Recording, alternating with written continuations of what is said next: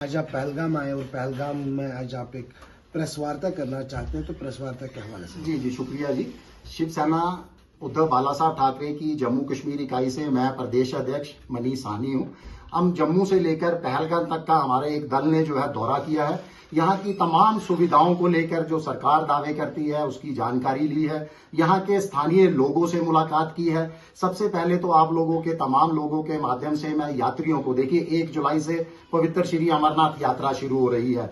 सबसे पहले तो एक हम मैसेज देना चाहते हैं श्रद्धालुओं के नाम, यात्रियों के नाम के बेखौफ होकर रिकॉर्ड तादाद के अंदर वह भोले बाबा के दर्शन करने के लिए यहाँ पर पहुंचे और उनका आशीर्वाद प्राप्त करें। किसी तरह का कोई यहाँ पर खौफ नहीं है, कोई डर नहीं है। सारे के सारे स्थानीय लोग आप लोगों के साथ कंधे से कंधा मिलाकर खड़े हैं। इसके साथ ही हम जब यहाँ से जम्मू से यहाँ तक चले पहलगाम तक, तो बीच में भी बहुत सारी परेशानियों से हम रूबरू हुए, जिसको आपके लोगों के माध्यम से प्रशासन तक पहुंचाएंगे, श्री अमरनाथ श्राइन बोर्ड तक पहुंचाएंगे। पहले यहाँ के पहलगाम के स्थानीय लोगों से हमने कल मुलाकात की। जो घोड़े वाले हैं, टेंट वाले हैं, जो पिट्ठू वाले हैं, वह थोड़ा सा प्रशासन के रवैये को लेकर, अमरनाथ श्राइन बोर्ड के रवैये को लेकर उनमें रोष था, थोड़ी नाराजगी थी। वो नाराजगी इसलिए थी कि देखिए यहाँ के लोगों के सहयोग को भुलाया नहीं जा सकता। जो पवित्र श्री अमरनाथ यात्रा है, ये हिंदू मुस्लिम भाईचारे का प्रतीक है, एकता का प्रतीक है। जो स्थानीय लोगों ने, अगर हम कोरोना काल का याद करें, जब आतंकवाद पीक पर था, उस समय की याद देखें, तो यहाँ के स्थानीय लोग हमेशा अमरनाथ यात्रा के आने वाले श्रद्धालुओं के साथ खड़े रहे थे। और ये यात्रा जो भी हिंदू यहाँ पर यात्रा के लिए आते हैं, भोले बाबा के दर्शनों के लिए आते हैं, उस यात्रा को आसान बनाने का, सरल बनाने का काम हमारे मुस्लिम भाई करते हैं, यानी सेवाएं देने का काम। तो जो पिट्ठू की सेवाएं देते हैं, टेंट सेवाएं देते हैं या घोड़ा वाले की सेवाएं देते हैं, वो जो है प्रशासन के रवैये से नाराज हैं। उनकी मांग है, सबसे पहले उनकी मांग के ऊपर हम आवाज बुलंद करेंगे। उनकी मांग है कि उनके लिए, उनको यहाँ पर प्रशासन द्वारा, श्राइन बोर्ड द्वारा प्राथमिकता दी जानी चाहिए सेवाएं देने में। तो हमारी प्रशासन से मांग है कि 80% रिजर्वेशन यहाँ पर के पहलगाम के स्थानीय लोगों को दी जानी चाहिए, टेंट सेवा देने में, घोड़ा, पिट्ठू और होटल आदि सेवाएं देने के अंदर। इसके साथ ही देखिए, जब अमरनाथ यात्रा, पवित्र अमरनाथ यात्रा शुरू होती है, तो उस समय जो श्रद्धालु आते हैं उनको एक तरह का बंधक बना के रख दिया जाता है। उनको आजादी नहीं होती किसी भी और अन्य पर्यटक स्थल पर घूमने की। तो प्रशासन से, जम्मू कश्मीर के उपराज्यपाल से हम मांग करते हैं कि उनको जो है वो बंधक की तरह ना रखा जाए, उनको आजाद रखा जाए, ताकि वो अन्य पर्यटक स्थलों का दौरा भी कर सके। देखिए, जम्मू कश्मीर के अंदर पर्यटक ही है, हमारा पर्यटक व्यवसाय ही है जो जम्मू कश्मीर की अर्थव्यवस्था की रीढ़ की हड्डी माना गया है।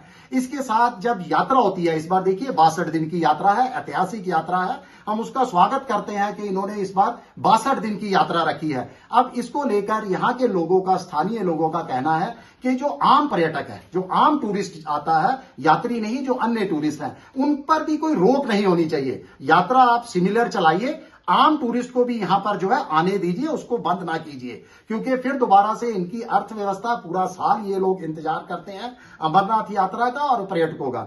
इसके साथ ही देखिए, जम्मू कश्मीर एक धार्मिक राज्य गिना जाता है। ये ऋषि मुनियों की धरती है, ये पीर पैगंबरों की धरती है। यहाँ विश्व प्रसिद्ध जो है धार्मिक स्थल है यहाँ पर। तो हमारी सबसे पहली तो मांग थी कि जम्मू कश्मीर में पूरी तरह से शराब बंदी लागू की जानी चाहिए। और बहुत हैरानी हुई, और यहाँ के स्थानीय लोगों से भी जब जानकारी ली, हमें बहुत हैरानी की बात है कि पहलगाम जो आधार शिविर है और सबसे बड़ा आधार शिविर है श्री अमरनाथ यात्रा का, यहां पर जो है वो शराब की दुकान चलाई जा रही है। तो हमारी सरकार से अपील है कि तत्काल प्रभाव में ये जो 62 दिनों की यात्रा अवधि है, कम से कम इस दौरान यहां पर शराब पर पूरी तरह से प्रतिबंध लगा होना चाहिए, शराब की बिक्री नहीं होनी चाहिए। अब आते हैं हम, जो सरकार देखिए लगातार दावे करती है बहुत सारी सुविधाएं देने का, मगर जब हम जम्मू से चले, नाशरी टनल तक सड़क बहुत बढ़िया है, इसमें कोई दो राय नहीं है, मगर उसके बाद से लेकर पहलगाम तक 10 किलोमीटर से ज्यादा का कोई भी ऐसा टुकड़ा नहीं है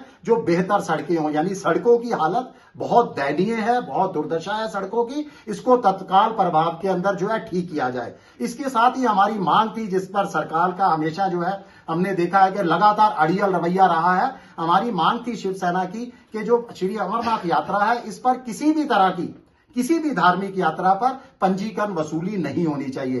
पंजीकरण वसूली जजिया कर की यादें ताजा करवाती है। दूसरा हमारी मांग थी, जो लंगर सेवा देने के लिए आते हैं, जो यात्री सड़क मार्ग से अमरनाथ यात्रा पर आते हैं, उन पर किसी तरह का टोल नहीं दिया जाना चाहिए। कल मेरी लंगर सेवा देने वालों भी कुछ संगठनों से बात हुई, वह भी बहुत ज्यादा डरे हुए थे, सहमे हुए थे। जब उन्होंने हमें अपनी परेशानियां बताई तो हमने उनको बुलाया था, आज इनवाइट किया था कि आप हमारे साथ पत्रकार वार्ता में बैठिए, आपकी आवाज हम प्रशासन तक पहुंचाते हैं, सरकार तक पहुंचाते हैं। मगर वो बैठने के लिए तैयार नहीं हुए। उनके दिल में एक डर था कि अगर हमने कुछ भी आवाज बुलंद की तो कल हमें ब्लैक लिस्ट कर दिया जाएगा, हमें लंगर लगाने की अनुमति नहीं दी जाएगी। उनकी परेशानी थी कि वो सेवा करते हैं, लंगर सेवा करते हैं, उन पर जो है पिछले 3-3 सालों की बैलेंस शीट मांगी जा रही है, उनसे लगातार औपचारिकताएं बढ़ाई जा रही हैं। तो मेरी शॉर्ट के अंदर प्रशासन से हमारी अपील है कि लंगर सेवा देने वालों की औपचारिकताएं कम से कम की जाए, ताकि वो खुले दिल से यहां पर जो है यात्रियों की सेवा कर सकें। दूसरा, यहाँ के जो स्थानीय लोग हैं उनको जो है यहां पर प्राथमिकता दी जाए तमाम सेवाओं के अंदर। शराब की दुकान पहलगाम के अंदर तत्काल प्रभाव से बंद होनी चाहिए। सड़क मार्ग को जल्द से जल्द दुरुस्त किया जाए। धन्यवाद। शुक्रिया।